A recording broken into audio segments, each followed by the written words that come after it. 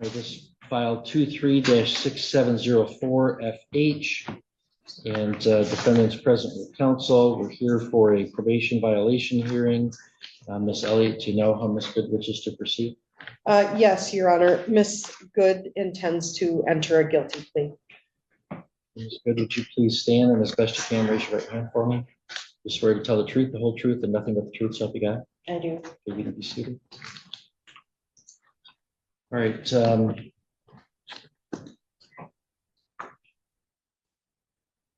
right, so all the paperwork does still have to say Zarzini, which was the file that she came in on, but I'm gonna refer to her as Miss Good. She had a divorce since entered on probation, so the paperwork will still have to say Zarzini because of some tracking numbers we have to have with the state, but I'll refer to you as Miss Good. Thank you. All right, so Miss Good, do you understand you have the right to have a hearing on these allegations where they would need to be proven by a preponderance of evidence? Yes. You understand you have the right to the assistance of your lawyer at that hearing? Yes. Has anybody promised you anything in exchange for pleading guilty to violating probation? No. Has anybody threatened you to make you do so? No. Is it your own free choice to do so? Yes. You are on probation to this court for operating while intoxicated, third offense. That has a maximum penalty of 5 years in prison. Do you understand that I could revoke your probation and sentence you on the underlying offense to that maximum? Yes. Knowing all these things, how do you wish to plead to the allegation that you violated probation? Guilty. So are you on probation to this court for OWI third? Yes. And you were ordered to complete the recovery court program? Yes. And on or about August 7th, in violation of that program and your probation, did you fail to submit a sample for drug testing? Yes. On or about August 7th, in violation of your probation in that program, did you fail to attend a counseling appointment? Yes. On or about the next day, August 8th, again in violation of your probation in the program, did you fail to report to your probation agent or case manager? Yes. On or about August 12th, did you again fail to attend a counseling appointment? Yes. And on or about August 12th, did you again fail to report to your probation agent or case manager? Yes. On or about August 13th, did you fail to appear for a recovery court hearing? Yes.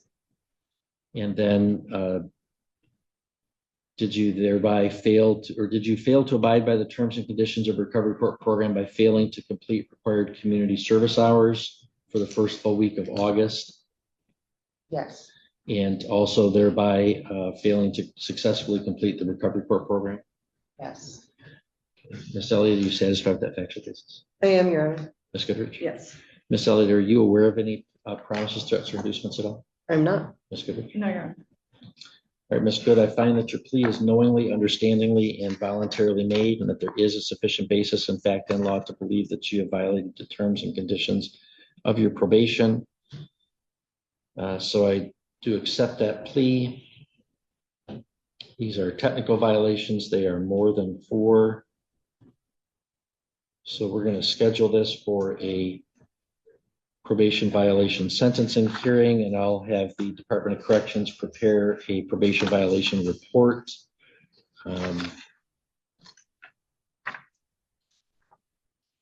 And Agent Fagan, could we have that done by the September 30 date? Yes. We'll schedule this then for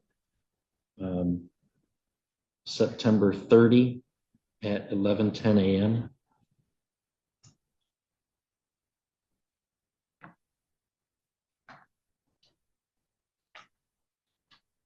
Anything further from the people? No, Your Honor. Anything further from the defense? No, Your Honor.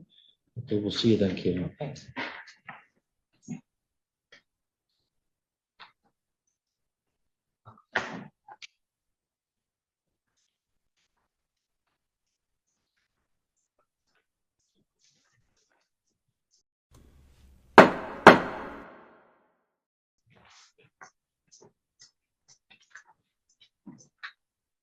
All right, and then this is Mr. Page. Okay, next we've got people with Joshua Page. 25-7042. And we are here for a docket call. Ms. Elliott, do you know how we're proceeding today, what the status is? Yes, Your Honor. We have a plea agreement whereby Mr. Page is agreeing to plead guilty to count 1, OWI 3rd, and habitual offender 2nd offense. In return, the prosecution is going to dismiss count 4 and the habitual 4th enhancement.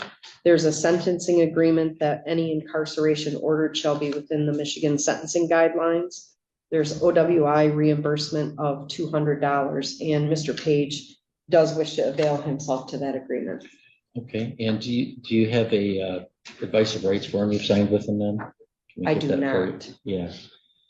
Yeah, on these, especially when there's a sentence agreement, but even on all of them, the recent court rule change makes it so that I should have those as well. Your Honor, we will be bringing up the amended. Okay. at a later time. Okay, you consent to the later filing of the amended information with the habitual second? Yes, Your Honor. Okay, I'll give you a minute to go over that.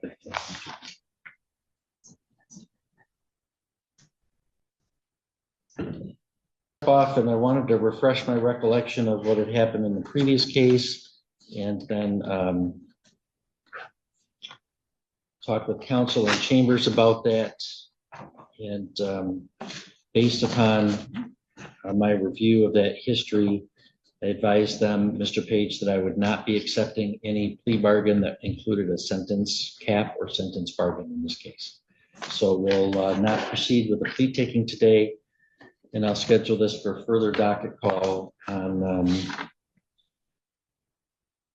September 9th at 10:20.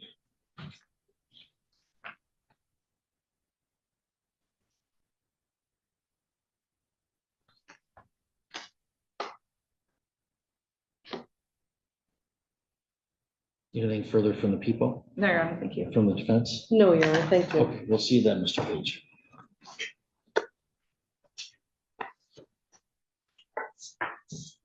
We're back on the record in 53rd Circuit Court, and up next we've got People versus Walter West, file 25-7045FH.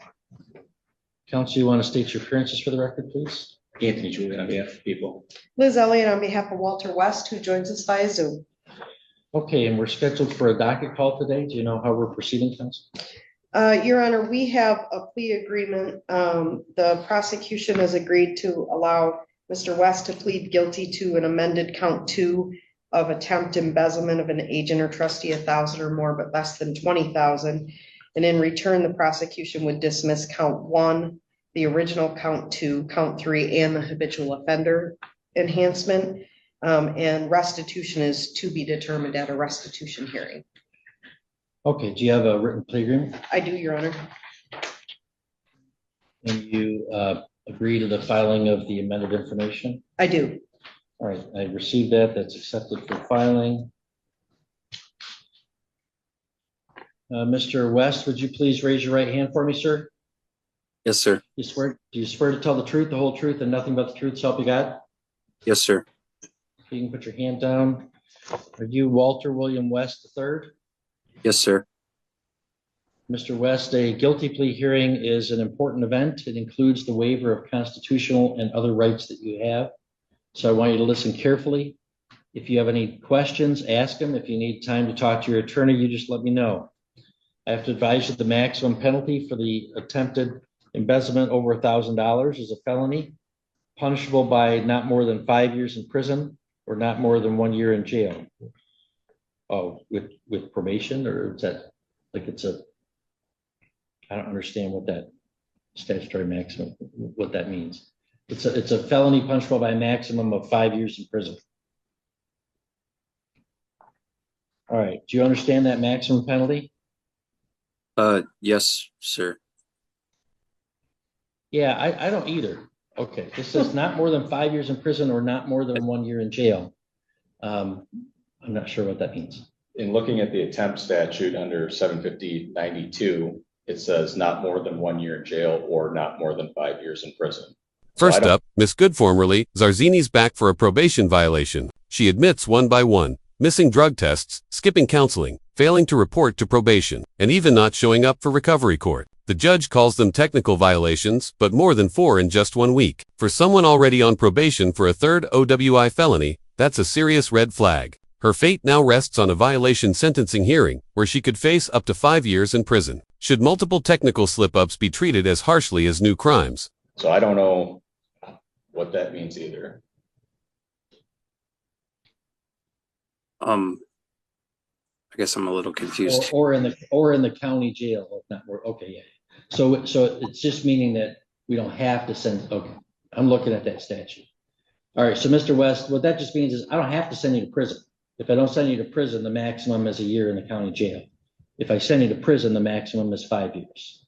You understand that? Yes, sir. All right, are you on probation or parole? Yes, sir. I was on probation. At the time of this offense, you were on probation? So like the events happened, I think before. It's just a little confusing. Before I was on probation, I've contacted them. They just said wait until the outcome. So. Okay, so your probation agent knows about this offense? Yes. Okay, so I just want to make sure you understand that that could negatively affect your probation status, and it sounds like you do know that. Yes. Were you on bond for any other cases at the time of this offense? No.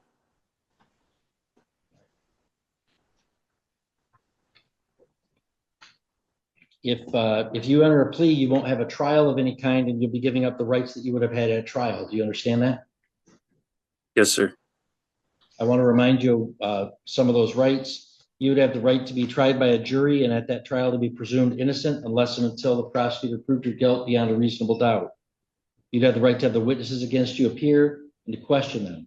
You'd have the right to present witnesses in your own defense and have me order them to show up. You'd have the right to testify in your own defense at trial or to remain silent and not have your silence used against you in any way. Do you understand those rights? Yes, Your Honor. Do you wish to give up those rights and enter a plea under this agreement today? Yes, Your Honor. Okay, if I accept your plea, you give up any claim that it was caused by any promises or any threats that aren't placed on the record today. Do you understand that? Yes, Your Honor. Also, when you plead guilty, you lose the right to appeal. If you wanted to appeal, you'd have to seek permission by filing an application. The types of issues you could raise on an appeal by application are very limited, much more limited than if you were convicted after trial. Do you understand that? Yes, Your Honor. All right, the plea agreement provides in exchange for your plea to the attempted embezzlement over 1,000, the original charges, remaining charges, and the habitual will be dismissed. Do you understand the terms of that agreement? Yes, sir. Has anybody promised you anything other than that? No, Your Honor. Has anybody threatened you to make you enter the plea? No, Your Honor. Is it your own free choice to do so? Yes, Your Honor. Knowing all this, how do you wish to plead to the charge of attempted embezzlement over $1,000 but less than $20,000? Guilty, Your Honor. Ms. Elliott, would you assist with factual basis, please? Yes. Your name is Walter William West III. Yes, ma'am. And were you in Beaugrand Township, which is in Sheboygan County, on May 21st of 2024? Yes, ma'am. Okay. And Mr. West, were you an employee of Roberts Landing Campground? Yes, ma'am. And that's owned by the Legio family? Yeah. I'm sorry, I missed that. Yes, ma'am. Okay. And in the course of your employment at the campground, did you accept cash payment for customers at the campground? Yes, ma'am. And is it true that you kept some of that cash that was turned over to you? Now we move to Walter West, caught embezzling thousands from a campground he worked at. Instead of facing multiple felony counts and a habitual offender enhancement, he pleads down to attempted embezzlement over $1,000. That reduces his max exposure to 5 years in prison or just 1 year in county jail. He openly admits pocketing more than $1,000 in campground cash. A restitution hearing will determine how much he must repay. But the real question is, should theft from a family-owned business land someone in prison? Or is probation and restitution enough Turned punishment? over to you, and the amount is more than $1,000 but less than $20,000? Yes, ma'am. Your Honor, I believe that establishes a factual basis for the plea. Okay, do you concur, Mr. Juliet? Yes, Ms. Elliott, are you aware of any other promises, threats, or inducements? No, Mr. Juliet? I'm not. Ms. Elliott, in your judgment, has the court fully complied with the requirements of MCR 6.302? yes, Your Honor. Mr. Juliet? Yes, All right, Mr. West, I find that your plea is knowingly, understandingly, and voluntarily made, and that there is a sufficient basis in fact and law to believe you're guilty of that offense. So I hereby accept your plea. Do counsel anticipate a contested restitution hearing in this matter? at this point, I believe we do. Okay. All right, not more than an hour in length of time, you think? That should be enough. Yes. What we'll do then is we're going to schedule this for sentencing on October 7th at 9 a.m. And that way I'll reserve the 9 o'clock hour for that sentencing in case there's a restitution hearing.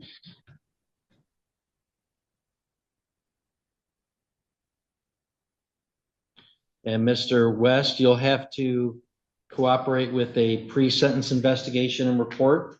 So you'll need to contact the probation department today, tell them you entered a plea so that you can schedule an interview. You have to cooperate with that process. Mr. Juliet, any objection to continuation of bond? No objection. Bond will be continued and the sentencing will be October 7th, 9 a.m. It'll be in person here in the courtroom for you, Mr. West, okay? Do you have any Sure. questions for me, sir? No, sir. Okay, we'll see you then.